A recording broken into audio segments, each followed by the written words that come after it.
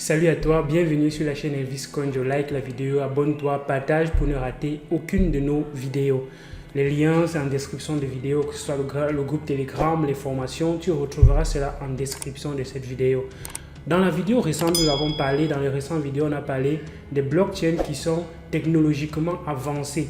Parfois, il est difficile de comprendre ce concept-là, ces mots assez simples comme technologie avancée. Qu'est-ce que technologie avancée veut peut-être par là dire pour certains? Ils ne pourront pas comprendre ce qui se cache derrière ces termes-là. Donc, dans cette vidéo, nous allons partager quelques crypto-monnaies, blockchain, infrastructures avec des technologies assez avancées. Vous permettre de comprendre c'est quoi l'avancée technologique au niveau de la blockchain. On est à quel niveau aujourd'hui et où est-ce qu'on est en train de partir, quels sont les projets qui sont en train de mettre ces socles de base là pour vous permettre d'avancer. Donc reste jusqu'à la fin de cette vidéo, tu vas donc comprendre ce qui se cache derrière ces projets et ces crypto-monnaies.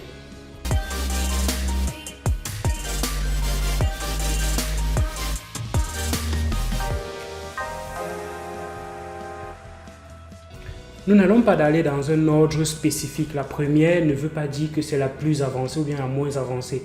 Pas du tout, il n'y a pas un ordre spécifique. On va simplement aller dans cette liste-ci et je vais vous expliquer ce qu'il y a derrière chacune de ces crypto-monnaies. Le projet Polkadot. Polkadot, c'était à la base un fondateur de Ethereum. Ils se sont séparés quand il y a eu des soucis, des mésententes, il y a eu des problèmes d'idées. Donc, ils se sont séparés. Et Gavin Holt a créé la blockchain de Polkadot. La blockchain de Polkadot, c'est une blockchain qui veut avoir plusieurs blockchains qui fusionnent et qui fonctionnent ensemble dans un écosystème, ce qu'on va donc appeler les parachains. Donc, on voit ici, il y a le socle de base, la blockchain de base qui est Polkadot, qui est au centre. Il y a plusieurs petites autres blockchains qui gravitent autour de ces blockchains et faire comme ça un écosystème de blockchain. C'est l'une des choses dont on a besoin dans l'écosystème aujourd'hui, de l'intercommunication. Mais Polkadot le fait à son niveau. Polkadot le fait dans un écosystème qui est encore fermé. Et il y a maintenant d'autres projets qui vont venir scaler cette possibilité-là. Le projet Axela et les projets Layer 0 vont dans le sens de mettre une couche de base qui est parfois la couche 0, qui est en dessous des couches existantes et qui vont permettre la communication et l'intercommunication des autres couches. Donc, je vais par exemple vous expliquer avec un tableau Paint. Donc, je vais vous expliquer ça ici. Je dis par exemple, supposons qu'on a la blockchain 1 ici, on a la blockchain 2 là, on a la blockchain 3 à ce niveau. Il faudrait à un moment donné que ces blockchains-là puissent communiquer entre elles. Donc, ce que ces projets se proposent de faire pour l'un comme l'autre, Axela comme Layer 0, c'est mettre une couche en bas des blockchains et permettre justement la communication facile entre ces différentes blockchains. C'est ce qu'on va donc appeler le Layer 0. Ces Layer 0 là, il y a un projet, le nom c'est Layer 0 proprement dit, et il y a le projet Axela qui s'est lancé aussi récemment et qui est déjà listé sur des plateformes de Gate.io. Donc on a vu l'annonce dans le groupe Telegram par exemple. Une autre blockchain qui est aussi déjà avancée, c'est la blockchain de Elrond. Elrond clairement est ce que Ethereum veut être. Ethereum à la longue va ajouter la notion de sharding. Ethereum à la longue va scaler sa blockchain et en scalant sa blockchain, ils vont passer par les mécanismes des petites chaînes qui vont intercommuniquer et qui vont rendre les transactions un peu plus rapides. C'est ce qu'on va donc appeler la notion de sharding. Or, c'est ce que Elrond fait déjà sur sa blockchain. Elrond a déjà cette notion de sharding et fait en sorte que les transactions sont déjà quand même assez rapides sur la blockchain de Elrond. On va parfois jusqu'à 15 000 transactions par seconde avec le concept de sharding, où il y a des blockchains séparées qui peuvent fusionner à un moment donné et se synchroniser avec les informations. Mais la validation n'a pas besoin d'être faite sur une seule plateforme, sur une seule blockchain. C'est ce que Ethereum va faire dans sa roadmap ou bien dans la prochaine étape de sa roadmap qui est peut-être le Search ou bien le Splurge. Donc il y a clairement le sharding à l'intérieur. Solana, c'est une technologie, c'est une blockchain aussi technologiquement avancée qui a pour objectif d'avoir la blockchain la plus rapide avec les transactions la moins coûteuses. Donc présentement sur la blockchain de Solana, on est à 0,3025 par frais de transaction et on a une vitesse assez quand même rapide qui est de 3000 transactions par seconde. C'est vrai que c'est inférieur aux blockchains comme Zilliqa qui vont déjà à bien plus de nombre de transactions, mais il faut comprendre que parfois quand on va scaler une blockchain, on va perdre certains éléments, on va perdre la décentralisation, on va perdre la sécurité parfois en scalant la blockchain. Donc il faudrait comprendre que certains blockchains vont être rapides mais pas sécurisés. Or Solana veut conserver les trois dilemmes, veut résoudre les trois dilemmes: sécurisé, décentralisé et aussi rapide. Le nombre de validateurs montre comment c'est déjà quand même assez rapide. C'est déjà quand même assez décentralisé d'une certaine façon, parce que il faudrait voir maintenant comment ces validateurs sont repartis à l'échelle mondiale. Si c'est reparti dans un seul pays, c'est pas trop intéressant, c'est pas quelque chose qui est donc une bonne chose. Mais clairement, voilà les objectifs de Solana: être la blockchain la plus rapide. Cardano à son niveau veut également être une des blockchains les plus décentralisées. C'est déjà sécurisé et la scalabilité va arriver plus tard avec le Vasil qu'on a déployé récemment, qui a augmenté carrément les vitesses de transaction sur la blockchain de Cardano. Ça place Cardano parmi les top blockchains aujourd'hui. Premièrement, ils ont conservé le processus de validation des transactions, en fait le processus de stockage des données, de transfert d'informations qu'il y a sur la blockchain du Bitcoin qu'on appelle le UTXO. Donc UTXO, c'est On-Spend Transaction. Donc on va pas avoir les balances comme on a sur les blockchains de Ethereum où il y a un compte dans lequel il y a votre argent et on transite seulement d'une personne à une autre. Alors que sur la blockchain de Cardano, on va dans le même principe que les fondamentaux, la blockchain du Bitcoin. Ça, c'est une chose. La deuxième chose qu'il y a avec la blockchain Cardano, c'est que c'est une blockchain qui va permettre d'utiliser d'autres crypto-monnaies comme frais de transaction sur sa blockchain. On aura donc possibilité d'envoyer un asset, un token sur la blockchain sans avoir besoin de Cardano derrière. Et c'est une innovation qu'on n'a pas encore sur d'autres blockchains et qui va arriver sur la blockchain de Cardano très très prochainement. Donc, voilà quelque chose qui fait en sorte que Cardano reste parmi les blockchains qui sont les plus innovantes aujourd'hui dans l'écosystème de blockchain. Une autre blockchain dans votre radar aussi, c'est la blockchain Holo. C'est une autre crypto-monnaie sur la blockchain de Elrond qui a pour objectif de faire des voyages, de simuler les voyages et rendre l'expérience du voyage assez avancée. On ne va pas aller dans les tokens aujourd'hui, on va se focaliser beaucoup plus sur les coins. Donc Holo, c'est un projet qui a pour but d'être ce que le Airbnb est pour l'immobilier, pour la recherche d'habitation. Ça veut être la même chose pour les applications décentralisées. Donc, vous pouvez abriter les applications sur votre téléphone et rendre disponibles à d'autres personnes de par le monde entier. Donc, justement, voilà ce que Holo veut faire et non HoloRide.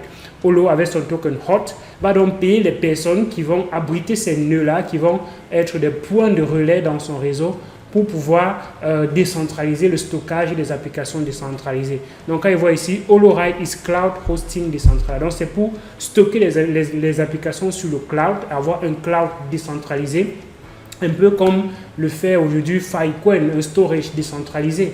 Voilà, donc, voilà des technologies qui sont assez avancées pour permettre de faciliter le développement sur la blockchain.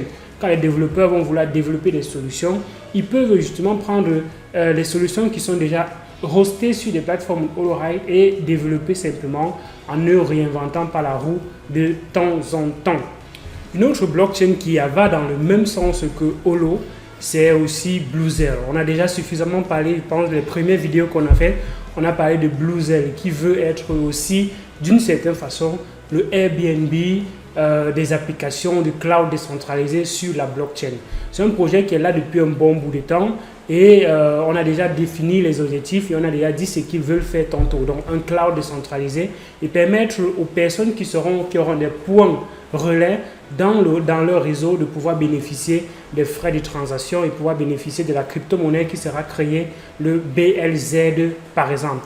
Donc ça va dans le même sens que Holo, donc avoir les clouds décentralisés, le hosting décentralisé et permettre qu'on ne dépende pas tous des serveurs de Google ou bien des serveurs d'Amazon. Par exemple, à un moment donné, si ces plateformes crashent, vous voyez que vos données seront perdues. Pourtant, si vous avez des nœuds et que c'est décentralisé, si une information est perdue, elle peut être recouverte parce qu'il y a des copies dans plusieurs endroits dans le monde entier, des points relais dans le monde entier.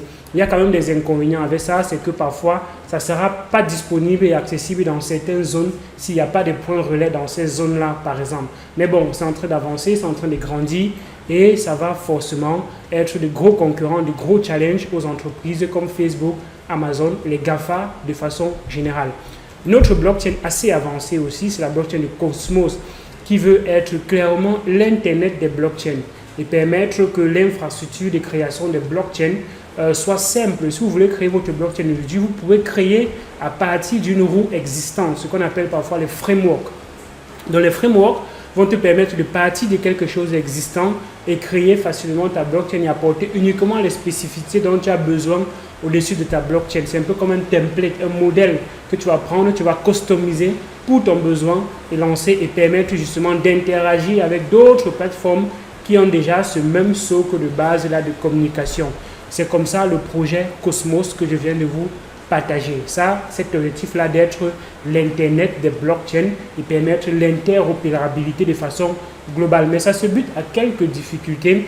C'est que tous les blockchains n'adoptent pas la technologie. Il y a certains blockchains qui ont déjà la technologie et ne veulent pas rechanger ce qu'ils ont fait pour partir sur les technologies existantes. Donc du coup, ça peut concurrencer aussi les plateformes comme Layer 0 qui peuvent aussi être intéressants et être à la base, le socle de base de Cosmos d'une certaine façon. Une autre crypto-monnaie dans votre radar, c'est la crypto-monnaie Ripple. Ripple a pour objectif de rendre les paiements transfrontaliers un peu plus rapides et plus accessibles. C'est déjà un peu trop lent avec les systèmes SWIFT, les systèmes bancaires. Vous voyez comment envoyer l'argent d'un pays à un autre, c'est un peu plus compliqué, ça prend beaucoup de temps avec beaucoup de procédures. Donc du coup, Ripple veut être ça à la base, c'est le but de Ripple, d'accélérer les vitesses de paiement entre dans les États, dans les banques, comme ça s'est fait déjà d'une certaine façon. Avoir cette technologie de base, là, ce socle de base, pourra impacter beaucoup les commerces de par le monde entier et accélérer les vitesses de paiement de façon globale dans le monde entier. C'est le but de Ripple. Et voilà, vous savez très bien ce par quoi Ripple est en train de passer aujourd'hui. Mais voilà leur combat qui est assez fondamental, qui est assez important dans l'écosystème de façon globale. Algorand, c'est l'une des blockchains avec, récemment, ils ont implémenté la notion de quantum proof. Le quantum proof permet à la blockchain de Algorand aujourd'hui de ne pas subir les attaques liées au quantum, dans les ordinateurs, les quantum computers. Donc pour ceux qui ne connaissent pas les ordinateurs quantiques, ce sont des ordinateurs qui peuvent avoir des vitesses de transaction assez rapides et qui font en sorte qu'on peut aller dans le temps et revenir d'une certaine façon. Donc à un moment donné, votre transaction peut avoir deux états, validé et pas validé en même temps parce que c'est extrêmement rapide.